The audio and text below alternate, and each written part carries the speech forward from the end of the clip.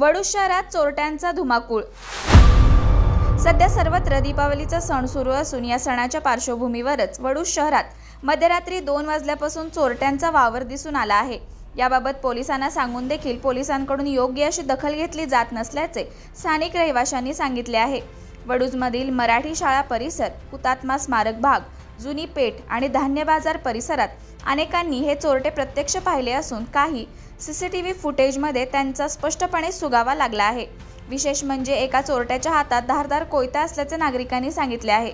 मध्यरात्री जुन्या पेठेतील काही दुकानांचे शटर उघडून पाहण्याचा प्रयत्न चोरट्यांकडून करण्यात आला असून त्याचे पुरावे सीसीटीव्ही फुटेजमध्ये आढळून आले आहेत। या घटनेची माहिती तात्काळ वडूज पोलिसांना देण्यात आली असली तरी पोलिसांनी या प्रकाराला गंभीरतेने न घेतल्याचं स्थानिकांचं मत आहे।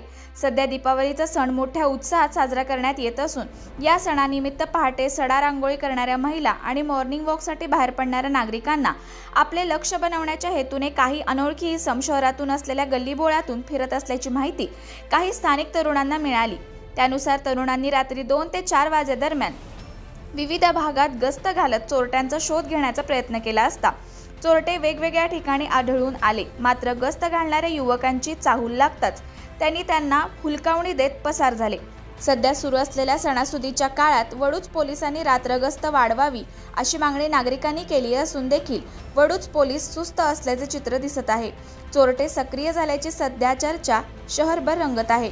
वडूज पोलिसांनी योग्य दक्षता घेणं आवश्यक आहे। मध्यंतरी वडूज पोलीस ठाण्याच्या हद्दीत अनेक ठिकाणी भर दिवसा चोऱ्या झाल्या असून सर्वसामान्य लोकांना आर्थिक फटका सहन करावा लागलेला आहे। त्यामुळे वडूज पोलिसांनी किमान आता तरी सक्रिय होणं अपेक्षित असल्याचं काही सुजाण नागरिकांच्याकडून बोललं जात आहे।